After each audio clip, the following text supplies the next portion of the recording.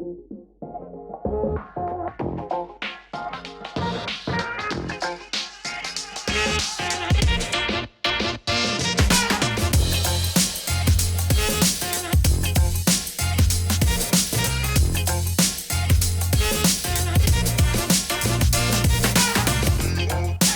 you mentioned, closing rate, days to closing, LTV to CAC. What are some other metrics or KPIs you guys are paying attention to on a weekly or daily basis and that are helping you kind of make improvements to help you guys scale? So, Akeel, we started the company working with OKRs. But before OKRs, we had a bunch of KPIs. Then we moved to OKRs, and it was very confusing. We were measuring a lot of stuff, and we remembered 500 Startups recommendation to go with the one metric that matters, the OMTM.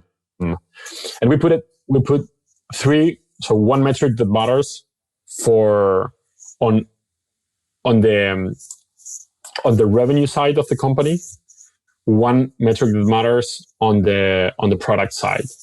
And then we had like one metric for when it comes to customer satisfaction, right?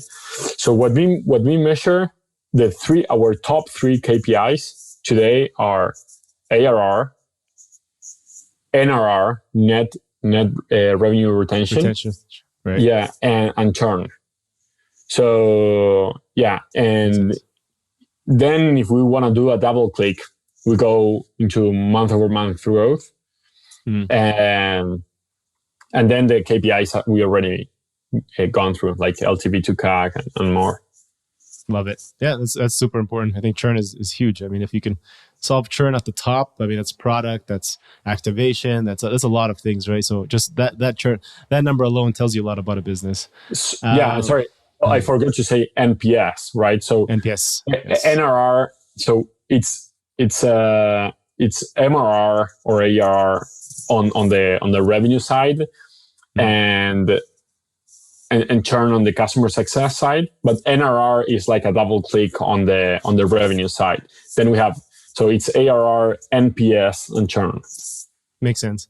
Yeah, that's something a lot of people skip and don't pay attention to. But setting up an NPS, I think, is huge. I think if you guys are listening today and you don't have an NPS, set that up today. I think you're going to get a lot of value from what your customers tell you. And NPS for us was was critical. I mean, it helped us change a lot of things. Yeah, absolutely. So you talk about what kind of worked well. Can you share any failures or coming to growth experiments that maybe you've tried in the past that didn't work? Whether growth, paid ads, other kind of SEO, any other strategies you've tried and just didn't work? There are a lot. A lot, okay. So things that we did that didn't work. I can start with, you mentioned paid media, for example. We started. So first of all, we built a robust solution for the enterprise market, but we were selling to the SMB market. And we started with free trials, and our product was not prepared for being self-serve, right? And we invested in paid media to get a lot of people, a lot of leads on this free trial. So that was also another mistake.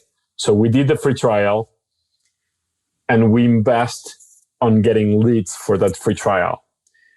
That helped us to learn we received a lot of inputs, but I wouldn't say it was a good move. I mean, if I would start another company today, I wouldn't, of course, I would decide rather going like sales-led company, sales growth-led,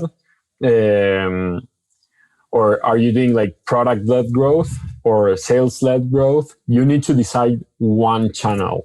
And then after you found continued progress on that channel, then that distribution channel, then you can think of others, but not at first.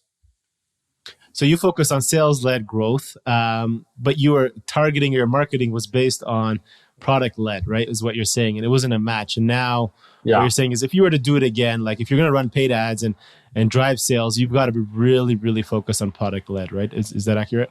Yeah, that's Yeah, totally accurate. Yeah. yeah, I agree with that. So this has been fantastic, Santi. I appreciate you kind of digging in and giving us kind of the real details of what's going on behind the scene. Switching gears, I want to get into the kind of the rapid fire questions here, and a little bit more personal. So, what's one advice you wish you had known and you would tell your 25-year-old self, knowing what you know today? Nice. One advice I will give to myself. Well, probably that's the one we mentioned about how to start, like either to choose one distribution channel. Right. That's one thing. Other stuff I will tell myself is that PR and media doesn't get you so far if it's not the right place to be at, right? I mean, I remember myself on our previous company. I was excited to be on a lot of places, and it helped on credibility, but it wasn't for sure the best ROI or or inbound channel, right? So that's one thing. That's other thing, and No, that's good. So, I mean, if you were to do that again, would you just focus on a few channels that you think have a bigger impact, or something who instead of being everywhere? hey, I now, like more grown up, I like when the company speaks for the entrepreneur rather the entrepreneur for the company. That's the thing. Let the results speak for themselves. That's how it should be, right? Stop making noise when you haven't built anything. Yeah, that's what people love to do. Cool. What are some of the biggest challenges you're currently facing in order to continue to grow Core? What keeps you up at night these days? Today, I'm very happy on the team we built. We have great directors and great people working on the team. I love the culture we built as a company. I'm proud of working where I work, and I learn a lot from the people I work with. What keeps me up at night, we are here for the Premier League, and so although we're doing good, we want to be great, and that's where I put my focus on being great, and helping the team, or trying to help the team to be great on what they're doing. So that's where I focus myself. Nice. Santi, who would you say, or what have you say are the best 3 resources? This can be books, or it could be people, such as people you follow, who you'd say have been the most instrumental to your success over these last few years. I know you mentioned, some mentors at 500 Startups. Any others that you recommend people check out? Yeah, if you're looking for sales advice, I would recommend you to read 2 books. One is the Acceleration Formula, the Sales Acceleration Formula, from Mark Roberge, former Chief Revenue Officer at HubSpot, and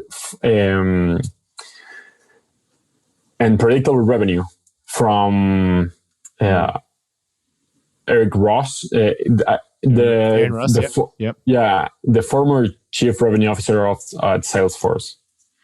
So Aaron Ross.